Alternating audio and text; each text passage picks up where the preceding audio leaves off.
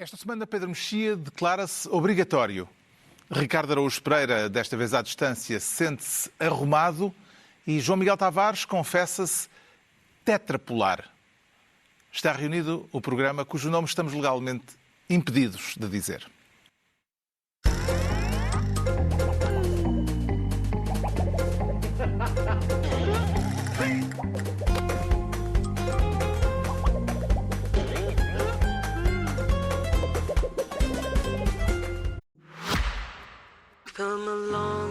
Na Toyota, declaramos otimistas em relação ao amanhã, porque sabemos que já o estamos a construir.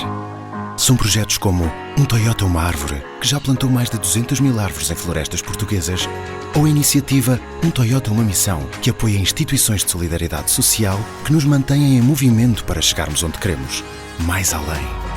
Conheça os projetos Toyota que estão a fazer mover o mundo em toyota.pt.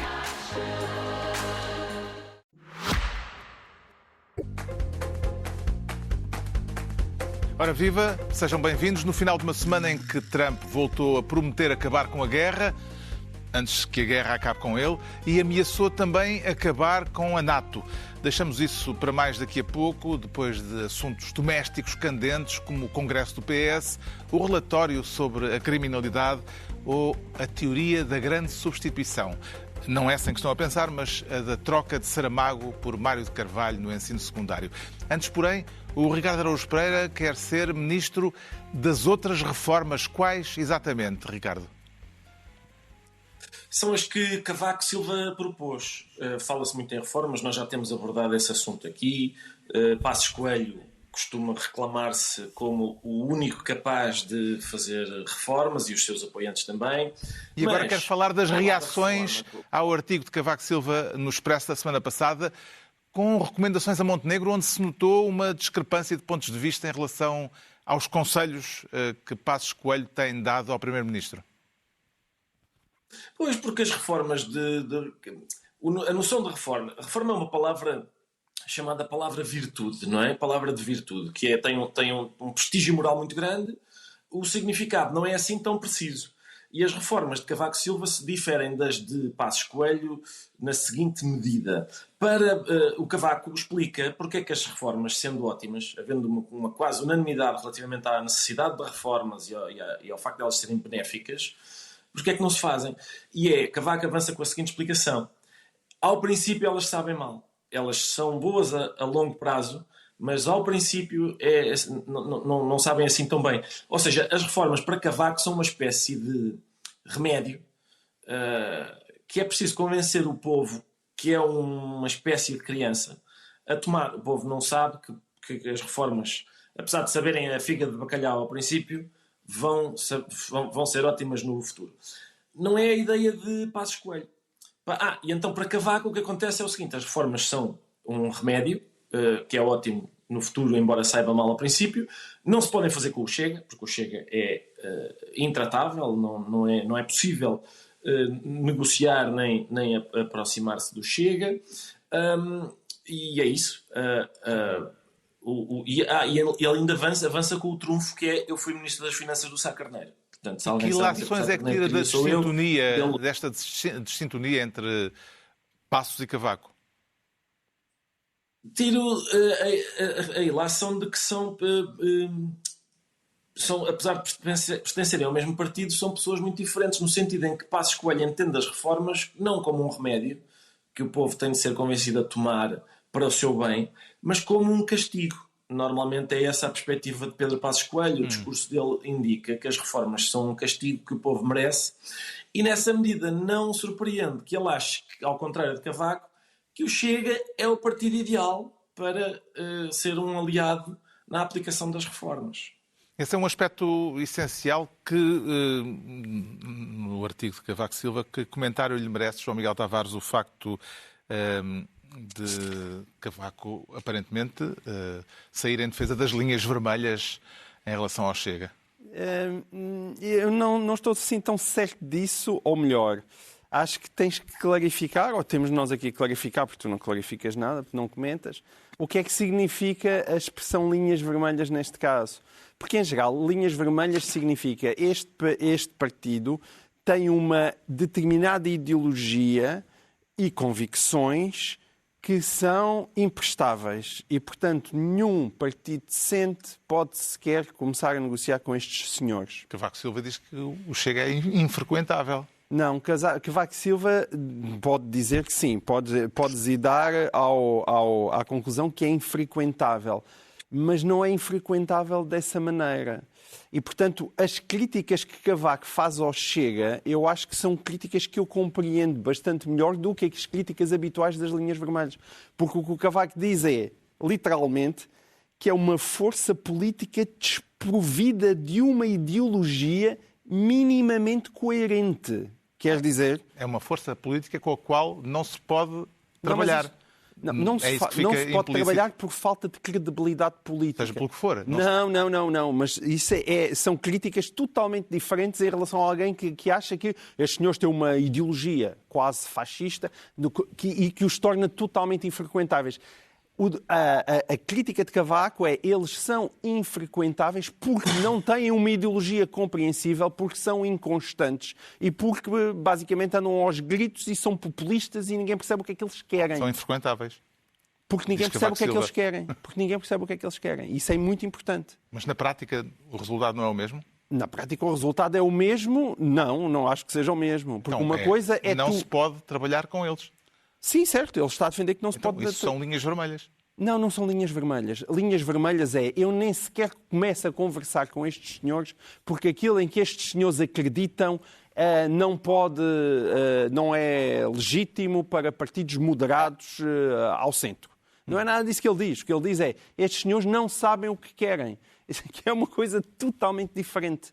Percebes? Porque não é na teoria, é na prática. Não é aquilo que eles defendem, porque eles não defendem coisa nenhuma. São populistas e são, como ele próprio diz, não têm credibilidade. Essas críticas são muito diferentes. Convém que o conceito ou de linhas vermelhas ou aquilo que pressupõe as linhas vermelhas não esteja sempre a mudar bem da argumentação. Sendo que o que Cavaco diz uma outra coisa a propósito do PS. Também diz que o PS não tem uma dimensão reformista e, portanto, aquilo que o PS mostrou no passado significa que também não parece ser o partido com o qual o PSD possa negociar essas reformas estruturais.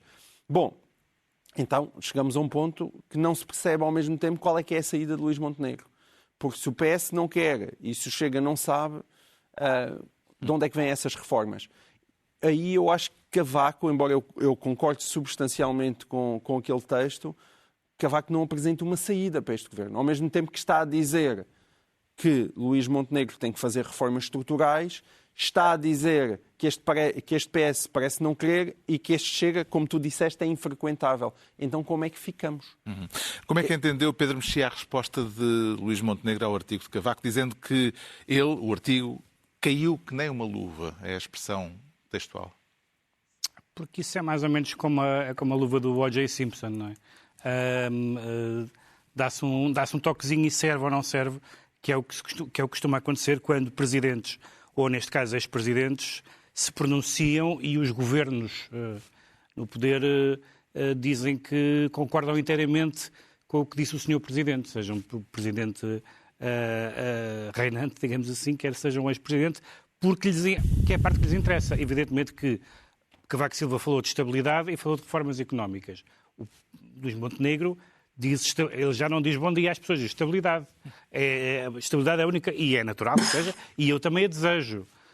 Agora, podem dizer muitas coisas do Montenegro, mas não há nada que nos permita dizer, por este tempo que já leva dos dois governos, que Luís Montenegro seja um primeiro-ministro reformista. Pode dizer que Cavaco era reformista assim e que Passos era reformista assado, mas onde é que está a indicação de que Montenegro é reformista? Evidentemente se pode dizer, é mais difícil reformar porque está com o Parlamento dividido em três e é muito difícil gerir isso. É verdade, mas teria ele verdadeira vontade de o fazer? São os discursos de Luís Montenegro e as intervenções dele nesse sentido, ou é a gestão à vista, como aliás provou que os portugueses parecem preferir pelos 10 anos de António Costa. Portanto, eu acho que, basicamente, foi buscar aquilo que queria. Não creio que Cavaco Silva esteja encantado. Cavaco Silva disse uma coisa bastante hiperbólica, disse que Luís Montenegro chegou a primeiro-ministro mais bem preparado do que ele, Cavaco Silva, que foi um excesso de elogio. Não, parece que este artigo prova que Cavaco não está provavelmente contente com a maneira como as coisas estão a desenrolar, nomeadamente a ação governativa. Entregamos ao Ricardo Araújo Pereira a Carlos, pasta de só ministro. uma coisa que eu estou aqui à distância e às vezes não consigo intervir, é uma coisa final, porque eu acho que não interpretei mal as palavras do Cavaco, que diz que o Chega tem como marca distintiva a retórica da confrontação e o discurso teatral do ódio, do insulto, da calúnia e da mentira. O líder do Chega procura enganar e iludir os portugueses através de uma gritaria de pretensas verdades sobre a situação do país, sugerindo falsas soluções para os problemas.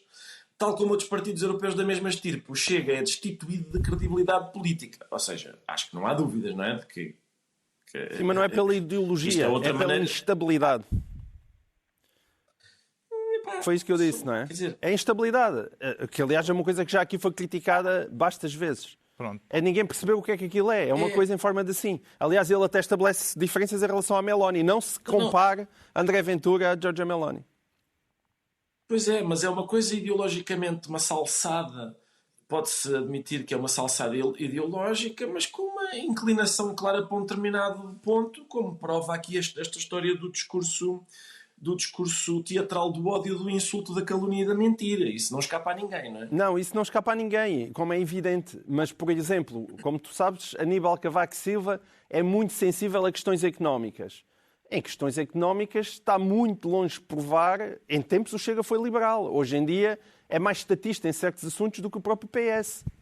E, portanto, é aquele conjuntinho de contradições que ninguém sabe verdadeiramente o que é na prática. O Ricardo Araújo Pereira fica com a pasta de Ministro das Outras Reformas. O João Miguel Tavares abdica esta semana do cargo de Ministro porque prefere ser líder do partido mais reformista de sempre. O que é que lhe inspirou esse modo hiperbólico, João Miguel Tavares? Foi o Congresso do PS. O Congresso do PS inspirou-me. O Congresso do PS, onde José Luís Carneiro apresentou o PS como o partido mais reformista em Portugal.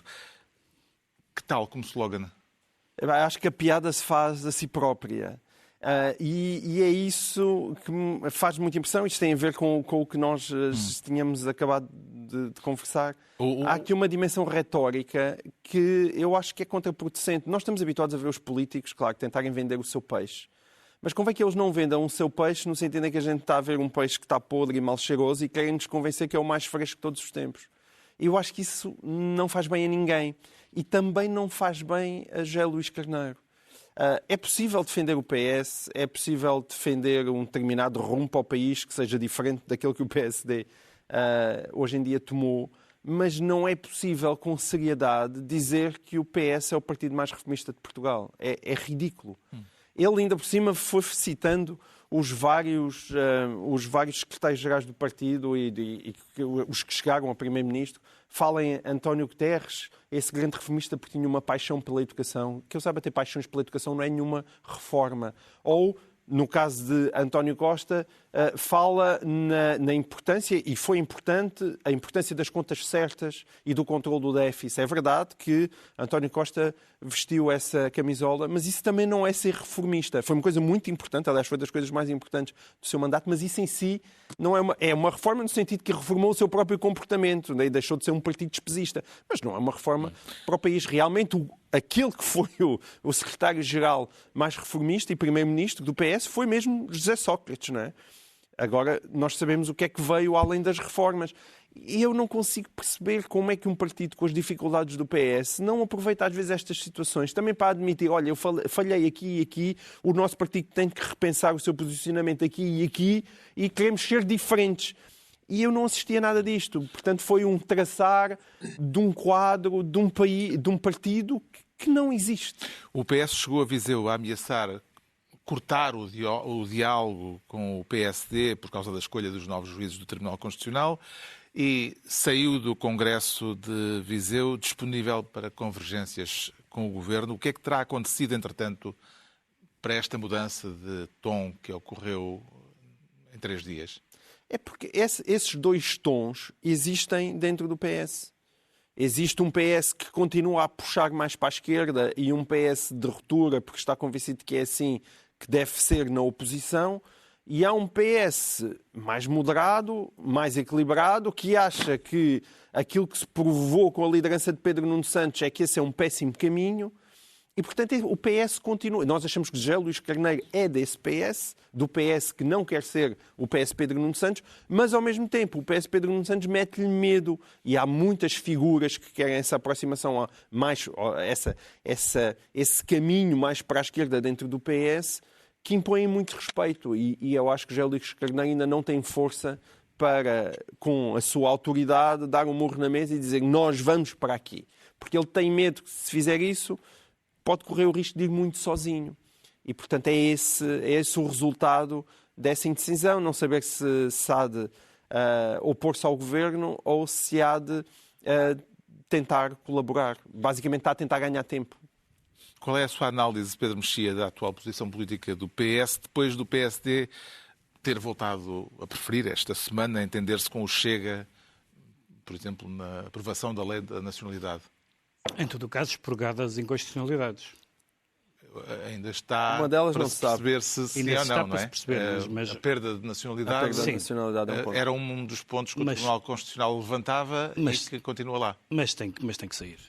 Tem que sair? Tem que sair, eu acho que tem que sair. Então, mas foi aprovada sem... Tá bem, com essa ou seja, norma? Quando eu digo que tem que sair, qualquer que seja a conclusão deste processo, isso não faz sentido. Não faz sentido. Isso é uma criação da pátridas. A criação da pátridas, de repente. O PS ainda não decidiu se vai ou não voltar a mandar a lei para o Tribunal Constitucional, mas se mandar para o Tribunal Constitucional, fica outra vez na mão do Tribunal Constitucional. Sim. O que eu acho mais interessante no Congresso PS foi a oposição interna, porque a situação do PS é bastante bizarra, que era a grande esperança. Pedro Nuno Santos teve um naufrágio.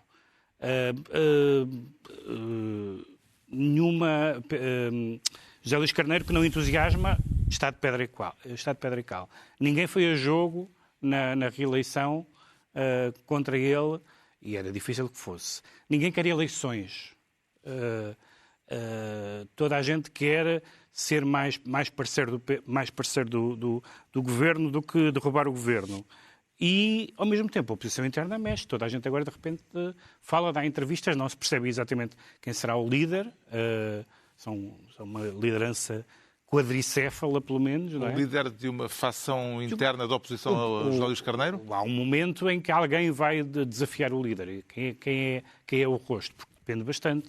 Nestas coisas, o rosto depende bastante. E, portanto, o PS está ainda muito baralhado, está ainda muito sem saber o que fazer. Evidentemente que saltar fora... A ideia de ter saltado fora por causa do juízo do Tribunal Constitucional não me parece que fosse uma boa ideia, porque havia, embora eu discorde das opções do PSD, havia uma ideia de algumas pessoas do PS e da esquerda em geral que falavam do Tribunal Constitucional como se fosse uma... aliás, que o Chega também fazia isso, à sua maneira, que fosse uma consequência do sistema proporcional do Parlamento. Ora, não é isso que trata, também não faz muito sentido. O professor Jorge Miranda disse esta semana, mas eu tenho dificuldade em perceber, e, aliás, raramente discordo do que ele diz, mas que não se pode, por exemplo, mexer na Constituição sem o PSD e o PS.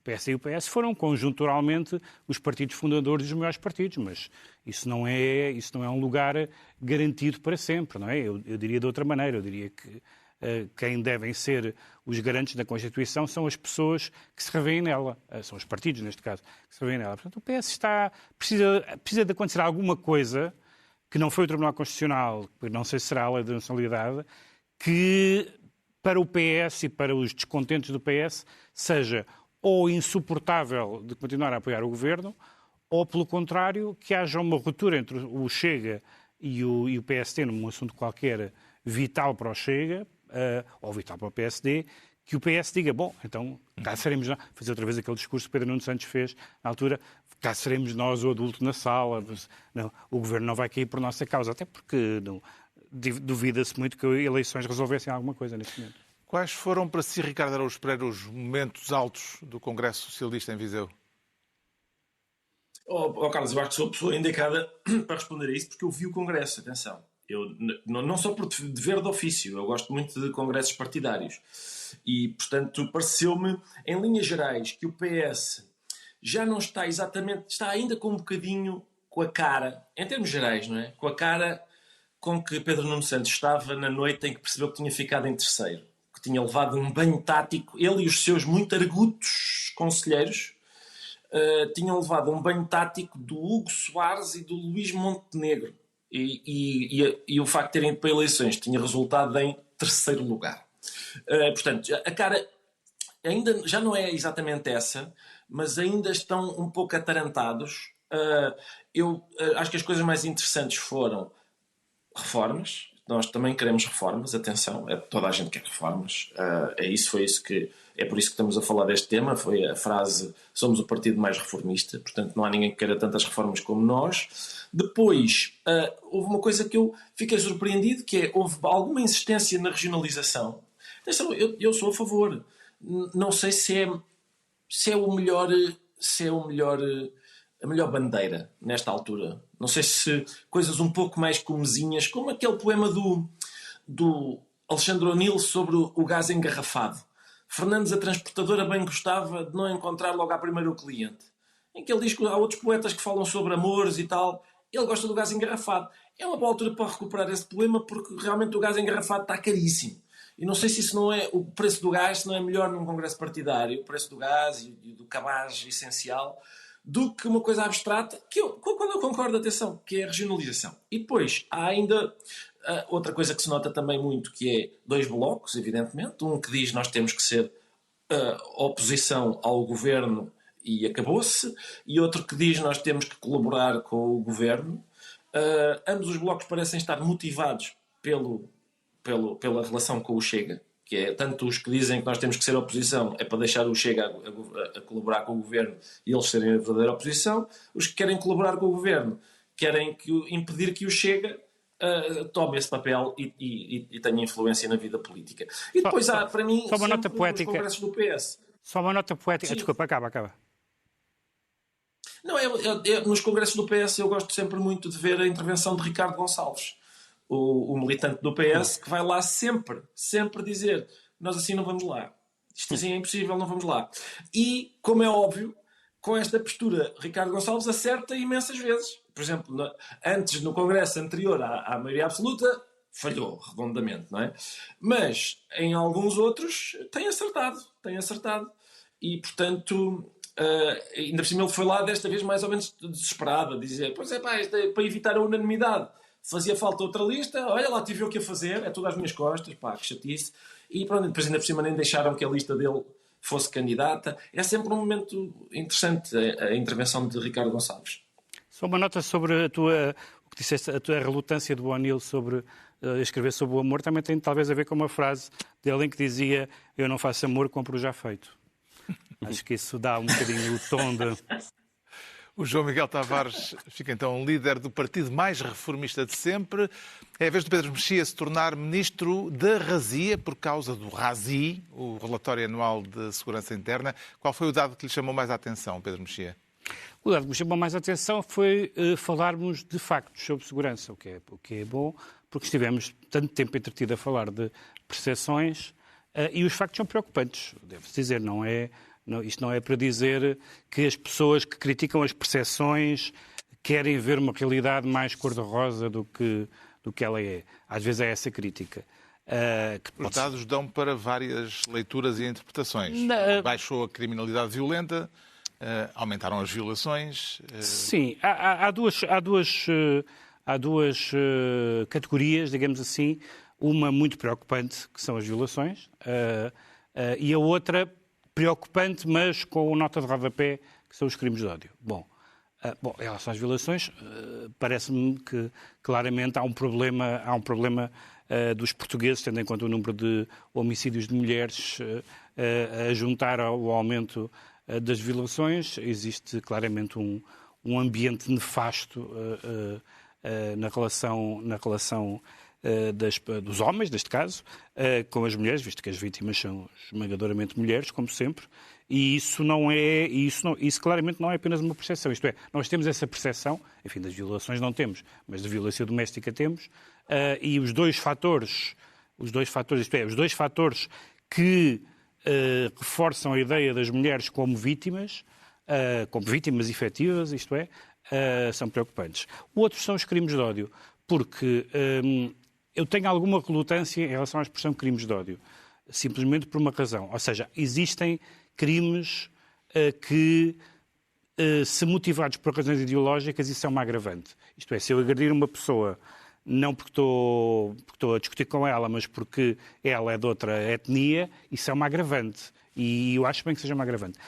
A definição de crimes de ódio é um pouco flutuante. No fundo, é aquilo que cada um quiser que sejam. Eu vejo pessoas a chamar crimes de ódio a coisas que são simplesmente discordâncias ideológicas ou liberdade de expressão, às vezes desagradável, como ela costuma ser tantas vezes, mas felizmente é a lei em que nós vivemos. E, portanto, crimes de ódio, se estamos a falar dos crimes de ódio relacionados com os partidos ou movimentos nacionalistas, etc., eu percebo isso e preocupo-me com isso, com o lado internacional de tudo isso, mas gostava de que não fosse utilizada esta expressão tão genérica, porque se um crime de ofensas corporais ou homicídio foi motivado por razões raciais, isso já chega. Não é preciso inventar uma categoria nova. Que retrato da sociedade portuguesa emerge este ano para si, João Miguel Tavares, deste relatório do RASI, do Relatório de Segurança Interna? Eu concordo com o que o Pedro disse. A questão da violência sexual, os números realmente são assustadores. A questão das violações são os números mais altos numa década. Em cima disso ainda há uma dimensão muito preocupante e que verdadeiramente ninguém sabe como combater, porque cerca de metade dos crimes de violação são dentro da própria família. São situações horríveis que ninguém sabe verdadeiramente, quer dizer, através da sensibilização. Mas acho que quem percebe destes assuntos devia ser ouvido, e aqui está um caso em que, não sei, seja campanhas, seja tentar fazer alguma coisa, porque os números são realmente muito preocupantes. Há também números relacionados com a questão da imigração, que é sempre um tema muito polémico, nomeadamente com a imigração ilegal. Os números que este RASI mostra é de um crescimento muito grande, mesmo quase exponencial. Agora, também é verdade que há mais vigilância, não é? Porque aí as prioridades mudaram e quando há mais vigilância, evidentemente que se detecta mais crimes relacionados com a imigração ilegal. Temos que ver como é que estes números evoluem, mas lá está, o RASI, tu dizias no início, e é verdade, tem números para tudo. E, portanto, acho que todos nós temos que tentar usar o máximo de seriedade intelectual para analisar aquilo, porque é muito fácil manipular para qualquer um dos lados, seja mais para a esquerda, seja mais para a direita.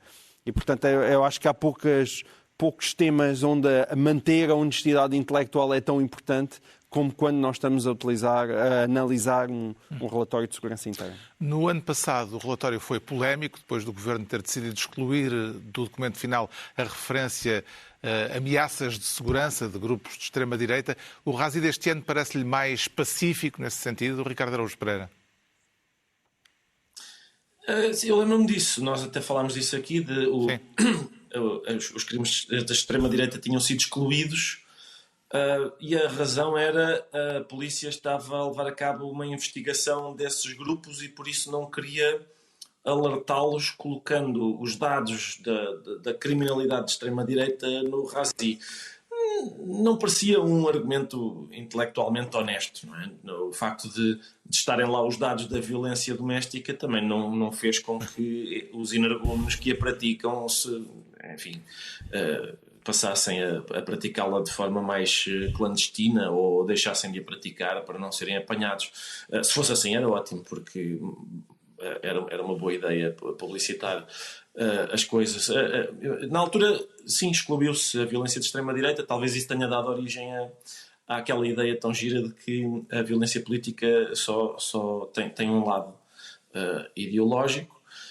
De resto, é giro porque é um documento com factos, com números, E a perspectiva, há uma perspectiva segundo a qual, portanto, a esquerda é a favor de crime, não é? A esquerda é a favor de criminalidade. A direita é contra. E, portanto, é uma boa maneira de ler, uma pessoa que consegue ler isso neste tipo de documento e nas reações ao documento, deve ser ótimo viver assim. Uma pessoa pertencer a qualquer dos quadrantes ideológicos e dizer assim: o outro lado é moralmente abominável. E o meu, por coincidência, é aquele a que eu pertenço, é muito bom.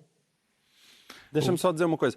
Em relação àquilo dos crimes de ódio e também à questão da internet e a maneira como é que os grupos de extrema-direita estão a não evoluir, continuam a não haver números. A única coisa que existiu é, agora, há uma descrição das atividades que a polícia tem andado a fazer. Portanto, de certa maneira, estão-nos a contar qual é que é o panorama e aquilo que têm feito. Mas números continuam a não existir. Portanto, e eu gostava de os ver. Sendo que os crimes ditos de ódio ligados a movimentos políticos e sociais não podem ser desligados a um clima de enorme conflitualidade nas redes sociais fora da política. Claro. Sim, não é como se a política inquinasse uma coisa pacífica. O futebol está horrível e outras áreas também estão horríveis. Portanto, mesmo os crimes antissemitas também? Não é ali um gânglio infectado num corpo saudável. O Pedro Mexia fica então Ministro da Razia. Estão entregues as pastas ministeriais por esta semana e é a altura para sabermos porque é que o João Miguel Tavares se declara tetrapolar. E esse distúrbio já consta do DSM-5, o Manual de Diagnóstico Psiquiátrico dos Transtornos Mentais. João Miguel Tavares. Eu acho que não consta, mas devia constar. E quem é o protagonista tetrapolar desta escolha? É o nosso amigo Donald Trump. Porque ele... Chegamos à guerra, portanto. Chegamos à guerra. Depois de uma semana em que Trump se desdobrou em declarações. Já percebeu quando é que a guerra acabará? Incluindo sobre violência doméstica, no casal Macron. Exato. Ninguém percebeu nem quando é que a guerra vai acabar, nem chega-se a um ponto também não se percebe o que é aquilo. Vamos ver. Eu já disse aqui neste programa que a melhor maneira de compreender o Donald Trump é tentar ler aquele seu livro que é o Art of the Deal, porque eu estou convencido que a maneira como ele tenta gerir o mundo é a maneira como ele tentava gerir o mundo. Enfim, é os Estados Unidos da América e, por extensão, parte do mundo, pelo menos. É a maneira como ele tentava gerir as suas empresas. E este lado de dizer uma coisa hoje e dizer outra ontem e amanhã ainda uma terceira diferente, há quem ache que como arte de negociar deixa confusos as pessoas com quem tu estás a negociar e, portanto, consegue-te pôr com toda aquela imprevisibilidade, consegue pôr o Donald Trump numa posição vantajosa. É como os versos da canção do Tom Zé. Estou-te esclarecendo para te confundir. Estou-te confundindo para te esclarecer. Para te esclarecer. E pronto. Mas chegas a um ponto em que realmente a guerra com o Irão não é a mesma coisa do que tentares fechar um lote de terreno em Manhattan. E estar 30 dias a falar todos os dias e em que em cada dia se está-se a contradizer aquilo que se disse no dia anterior, chega a um ponto que eu não consigo perceber qual é a vantagem daquilo.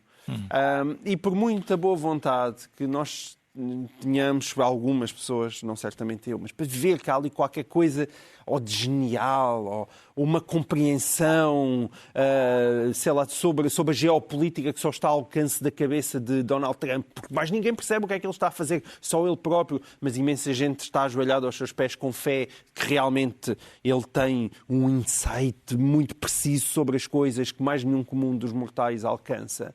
Chega a um ponto que o truque já não dá. E ao fim destes dias todos, o Donald Trump está realmente a infligir perdas de credibilidade de aliados aos Estados Unidos da América. E que tipo de vitória política é que Trump pode reclamar quando o regime iraniano se mantém de pé, quando, ao fim do mês de guerra, o que conseguiu foi criar uma crise económica global?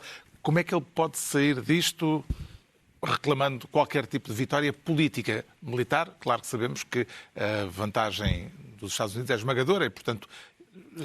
é esmagadora, mas não é esmagadora ao ponto de, por exemplo, conseguir controlar o Estreito de Hormuz. Pois. E, portanto, Mas não é mais do esmagador que esse isso, ponto. há a questão que não é puramente por esmagadora militar, que seja, é a não. questão política. Ou seja, Exatamente, porque é isso. terá de Não respondo- arranjar não respondo ao day after. uma vitória política qualquer. Mas essa é a razão pela qual eu acho que a guerra continua a durar. É porque Donald Trump não está a conseguir encontrar facilmente uma saída em que possa dizer no final, consegui. E essas são as limitações próprias de um país, lá está. Tu falavas, era no último programa, que eles tinham uma dimensão apocalíptica. Os iranianos. Os iranianos, e portanto estavam disponíveis, se for, vamos todos juntos ao fundo. O regime. Pode não ser O regime. pode não ser necessariamente uma dimensão apocalíptica, mas pode ser apenas uma capacidade de sofrer a um nível que o mundo ocidental já não está habituado. E, portanto, a capacidade que eles têm de aguentar com bombas é superior ao que os americanos têm de verem os combustíveis a subir e as ações do Wall Street a descer. Isso é paradoxal. Embora seja um David contra um Golias, como o Golias é queixinhas e o David está disposto a aguentar, de repente o Golias não tem força Mas isso é um suficiente. clássico. Quanto melhor se vive, mais queixinhas somos. Exatamente. É isso mesmo. Esta semana há um novo elemento. Leva a sério, Pedro Mexia, a ameaça de Trump de retirar os Estados Unidos da NATO? Eu, como não dá para levar a sério só às vezes, eu não levo nunca, porque, vamos lá ver, o Trump em relação à NATO tem, há três atitudes que ele já teve e que são completamente diferentes umas das outras. Acusou a NATO, e bem, já tinha sido feito anteriormente, que os países europeus não contribuíam para o orçamento na proporção devida. É verdade, e já houve algumas mudanças, e ainda bem que houve. Depois pôs em causa, portanto, isto, defesa da NATO, supostamente. Depois pôs em causa o artigo 5º, que é o de defesa mútua, no caso de ataque de um dos membros da NATO. Depois ameaçou invadir um território que pertence a um dos membros da NATO. E agora diz que precisa dos países da NATO para o Estreito de Hormuz, sendo que não fará diferença nenhuma, não é isso que vai decidir. Nem foram consultados antes da guerra. Para além, já nem falo nisso. Portanto, é completamente errático. Eu acho que ele é capaz, porque ele gosta dessas bravatas e de sair de organismos internacionais. E atenção, se os Estados Unidos saírem da NATO, os europeus têm que saber o que é que querem da vida. Isso vai ser a maior pergunta feita aos europeus das nossas vidas, que é: então e agora? Vamos acreditar que o homem é bom, como o Dr. Rousseau dizia, ou vamos... O homem, não Trump. O homem não, o ser humano. O ser humano. O homem com maiúscula antiga, mas o ser humano é mais bonito. Ou vamos nos defender das agressões da única maneira que existe, que é armamento. E, portanto, isso vai ser... Mas duvido, não vejo o que é que ele ganha com isso e cria uma animosidade que, em termos de negócios e de outras coisas, me parece mais... Ele gosta de ter sempre um pé... Há aquele episódio do Yes Minister em que eles dizem em que o Sir Humphrey diz que é importante eles estarem na União Europeia para que aquilo não funcione. Nem então CEE. E, portanto, é mais ou menos isso. Acho que ele estando lá, domina melhor do que estando fora. Trump insiste que há negociações a decorrer com os iranianos, embora os iranianos o desmintam. Como é que entende Ricardo Araújo Pereira as ameaças do presidente norte-americano feitas esta semana de atirar o Irão para a idade da pedra? Quererá ver os iranianos a contracenar com os Flintstones? Pode ser isso. É uma ambição muito bonita, como outras. Eu estou... Quer dizer, Trump é interessante, embora seja cansativo, como quando uma criança... começa a aborrecer, não é? Eu sinto-me como aquelas coitadas educadoras de lida dos 3 aos 6 que devem chegar a casa com a cabeça em água porque os miúdos fazem muito barulho e tal, e é isso que eu sinto com o Trump. Eu tenho estado mais atento aos seus admiradores. Acho isso mais interessante, porque quem costuma ver debates políticos sabe que há sempre um momento, se quiser ter aquele cartão do bingo em casa, é muito fácil. Há sempre um momento no debate entre determinados partidos e outros determinados partidos em que uns deles vão acusar os outros de dizer: vocês querem sair da NATO, vocês são os irresponsáveis, querem sair da NATO.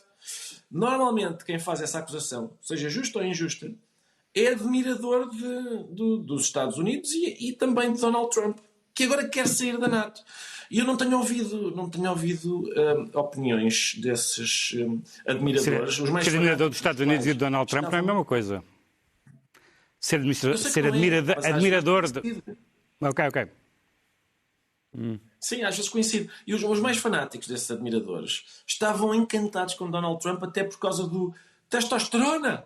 Um homem, um macho forte, um macho. E ele não é intervencionista. Atenção. E agora, afinal, ele começa uma guerra sem objetivo claro, com consequências trágicas para toda a gente. Toda a gente. Não é preciso estar a sofrer no Irão. Basta ir aqui à bomba de gasolina. Eu sei que é um bocado mesquinho estar a fazer essa comparação, mas a gente vai à bomba de gasolina e ao supermercado e percebe que houve aqui umas consequências desta intervenção. E aos juros das casas. Eu não tenho visto...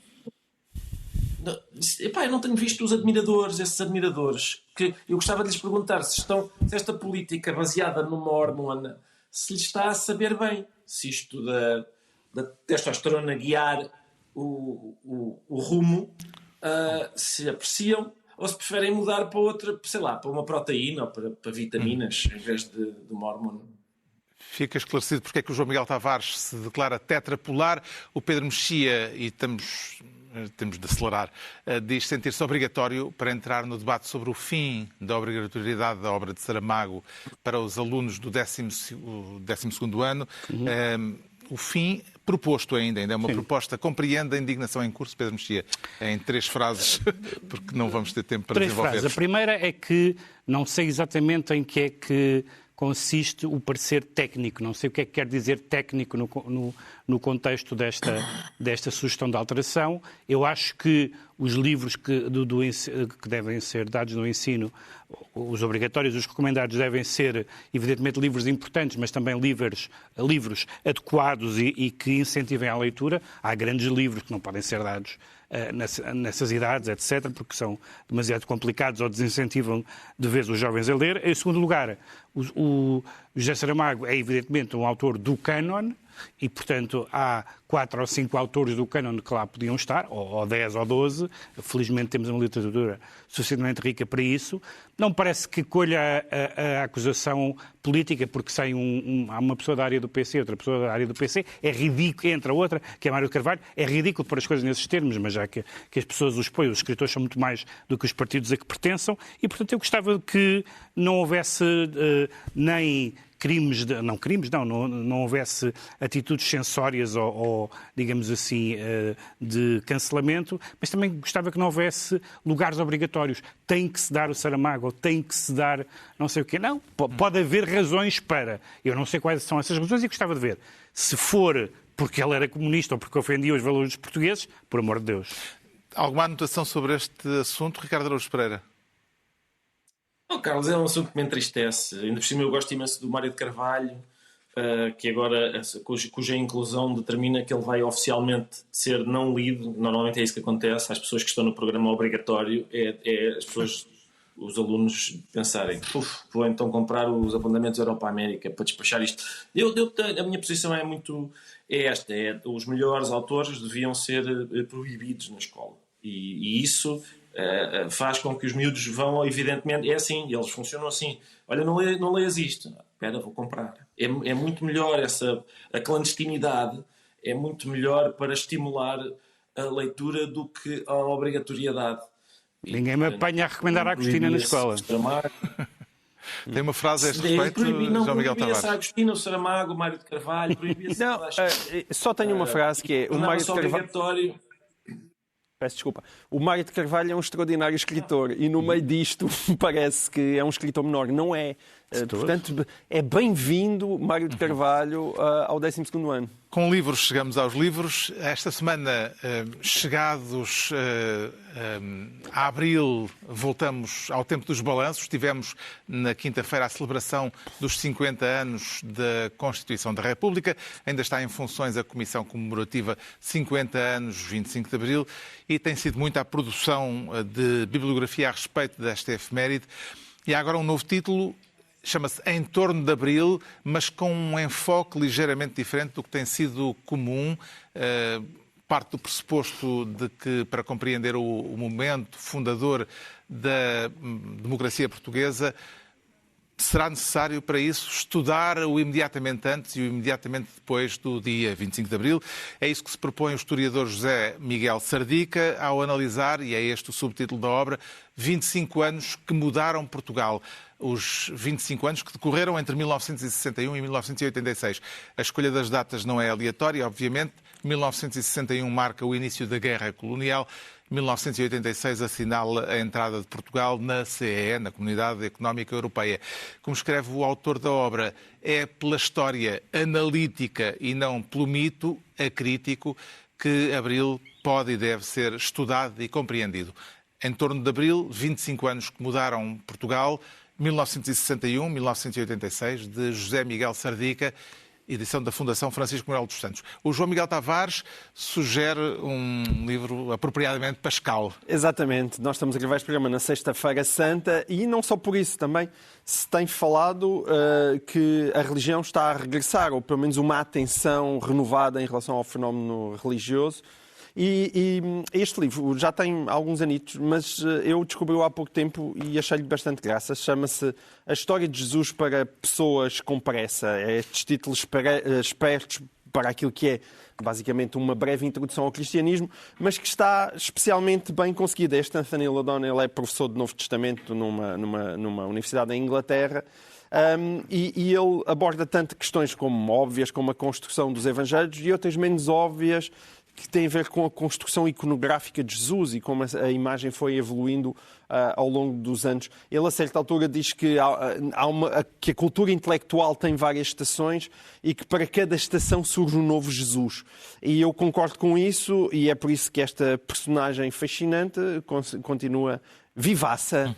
E parece que a ressuscitar todos os anos. Isto está uma coisa que nunca ninguém chamou Jesus. O Pedro Mexia traz uma reedição de Eduardo Lourenço. Sim, é este livro que se chama O Fascismo Nunca Existiu, que tem umas aspas subentendidas, não por ser um título, mas por ser sarcástico.